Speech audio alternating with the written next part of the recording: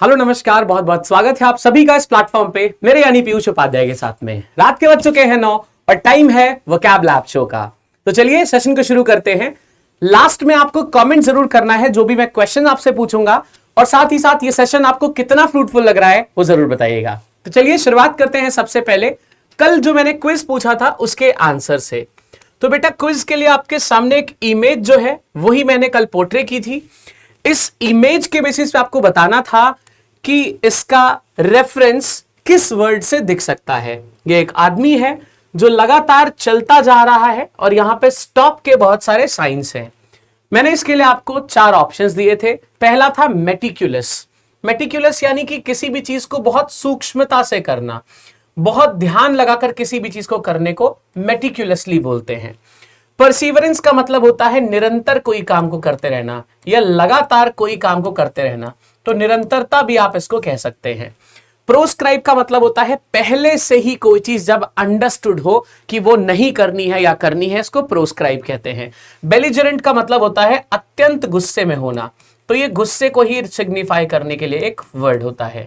तो भाई हमारे पास में करेक्ट आंसर है सेकंड ऑप्शन, क्योंकि ये आदमी लगातार बढ़ता जा रहा है जबकि बहुत सारे साइंस इसको रोकने की कोशिश कर रहे हैं। जिन बच्चों ने इसका करेक्ट आंसर दिया था और मुझे कमेंट सबसे अच्छे लगे हैं वो ये नेम्स हैं: निधि त्यागी, ज्योति राजपूत, जन्नत एंड नेहा कौशल। बेटा आपके कमेंट्स बेस्ट थे out of all the comments, तो ऐसे ही आपके कमेंट्स भी डिस्प्ले करूंगा विद योर नेम्स अगर आपने सही तरीके से कमेंट्स किए तो। So do comment. चलिए शुरुआत करते हैं। सबसे पहला वर्ड, लेकिन उसके भी पहले हम एक्चुअली में कैसे सॉल्व करते हैं देख लीजिए। यहां पे रेड कलर से डायरेक्शंस लिखे हैं जो कह रहे हैं कि आपको जो भी यहां पे वर्ड दिया है येलो कलर से, इस वर्ड का जो भी मीनिंग होता हो वैसे ही मीनिंग वाला एक ऑप्शन आपको फाइंड आउट करना है। ऐसे क्वेश्चंस को इंग्लिश में हम सिनोनिम्स वाले क्वेश्चंस कहते हैं। सिनोनिम यानी कि पर्यायवाची भी जिसको हिंदी में कहा जाता है। तो चलिए शुरुआत करते हैं। सबसे पहले बात करेंगे जो वर्ड है उसकी और फिर आएंगे इसके आंसर पे। पहला वर्ड है ऑस्टेंटेशन। ऑस्टेंटेशन का मतलब होता है जब भी आप बहुत ज्यादा दिखावा करते हो, कोई ऐसी चीज जो बहुत ज्यादा सजावट से भरी हुई हो, जिसमें दिखावा बहुत ज्यादा हो, उसको ऑस्टेंटेशन कहा जाता है। यानी ऑस्टेंटेशन का मतलब हो गया दिखावटी, इसका मतलब हो गया दिखावटी।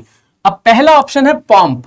पॉम्प का मतलब भी होता है दिखावटी, पॉम्प का मतलब भी होता है दिखावटी, और पॉम्प की जगह आपको कई बार पॉम्पस भी मिल जाएगा। दोनों सेम ही वर्ड्स होते हैं। पॉम्पस एडजेक्टिव की तरह जनरली यूज किया जाता है क्योंकि OUS से खत्म होने वाले सारे वर्ड्स मोस्टली एडजेक्टिव्स कहलाते हैं।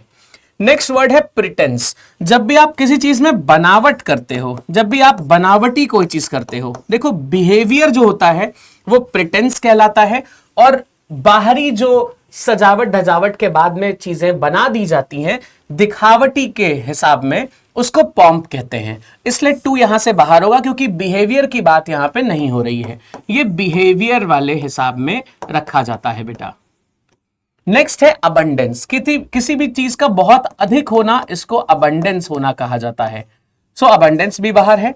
प्लेंटी का मतलब होता है काफी ज्यादा मात्रा में होना, तो अगेन अधिक की बात करेगा, इसलिए 4th भी बाहर हो जाएगा। करेक्ट आंसर है ऑप्शन नंबर 1।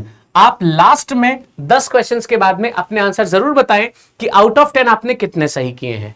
सेकंड क्वेश्चन है हमारे पास में कॉन्विक्ट। कॉन्विक्ट का मतलब होता है ऐसा आदमी जिसने जुर्म किया हो, जिसने जुर्म किया हो या जुर्म करने वाला जो होता है, इसको हम कॉन्विक्ट बोलते हैं। चलिए ऑप्शंस देखते हैं।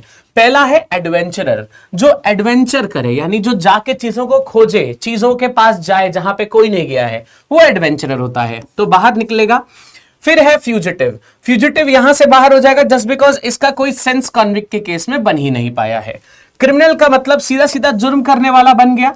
अब देखो इधर उधर के मीनिंग्स हम अगर लेंगे तो सिर्फ टाइम वेस्ट ही हो रहा है।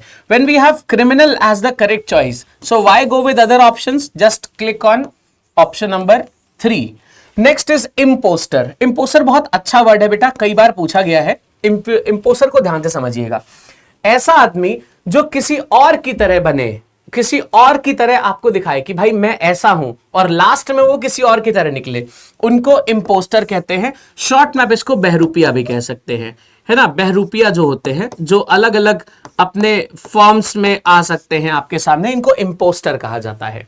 नेक्स्ट की बात करेंगे, number 3 is itinerant, again very important, ऐसा आदमी जो जगह जगह जाकर अपनी सर्विसेज प्रोवाइड करता हो।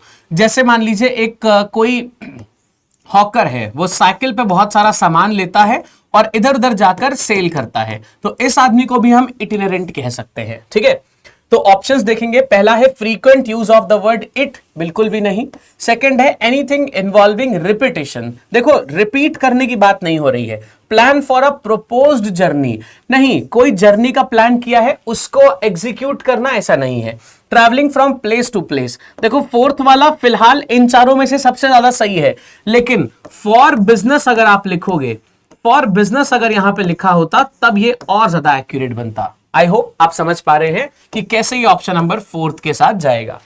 नेक्स्ट क्वेश्चन है number fourth is transparent.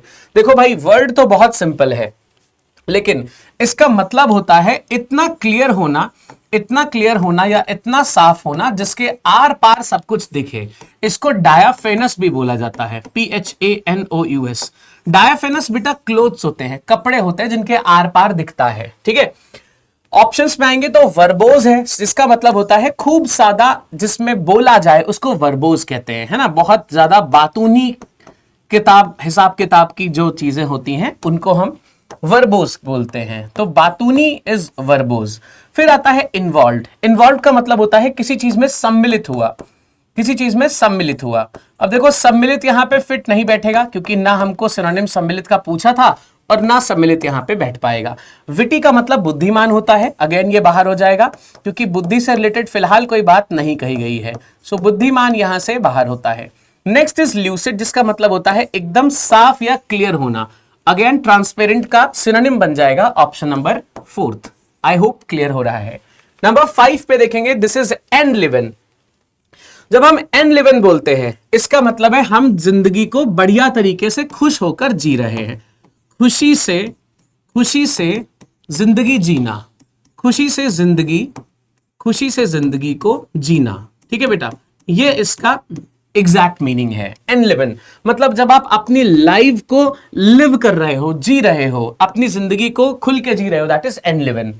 Options में आएंगे तो डैम्पन, डैम्प कर देना मतलब भीग जाना या भिगा देना, दिस इज डैम्पन। जनरली ये चीजें खराब करने के लिए यूज होता है। जैसे पटाखा डैम्प हो गया है, एक पटाखा डैम्प हो गया, डैम्प स्क्विड करके एक ईडियम होता है जिसका मतलब होता है बिल्कुल यूजलेस हो जाना। सो डैम्पन इज खराब हो जाना, भीग जाना, बर्बाद होने के हिसाब में। फिर आता है चीयर यानी बहुत खुश होना, चीयर यानी बहुत खुश रहना। अब ये कहीं ना कहीं मीनिंग दे रहा है, बट और ऑप्शंस को देखते हैं। डिप्रेस में बहुत उदास हो जाएंगे तो third is out. Fourth is subdue, जो ड्यू है already, so fourth is also out. बच रहा है मिला जुला के सिर्फ ऑप्शन नंबर 2, जिसमें खुशी की बात हो रही है, तो इसीलिए एनलिवन का सिनोनिम हम लेंगे ऑप्शन नंबर 2 को। चलिए नेक्स्ट पे चलते हैं। Next number 6 is haughty, HAUGHTY। Haughty का मतलब होता है बेटा घमंडी, हॉटी का मतलब होता है घमंडी या प्राउडी, जिसको बोलते हैं ना आप, जिसको प्राउडी बोलते हैं या जिसको एरोगेंट बोलते हैं, ये सारे मतलब होते हैं किसके, हॉटी के। ठीक है, जिस आदमी में अकड़ हो या बहुत घमंड हो, इसको हॉटी बोला जाता है, अकड़ू। ठीक है, चलिए तो पहला है हम्बल। अब हम्बल तो अकड़ू का बिल्कुल अपोजिट हो गया, जो बहुत विनम्र स्वभाव का होगा वो हम्बल हो जाएगा, इसलिए विनम्र यहां से बाहर निकाला जाएगा।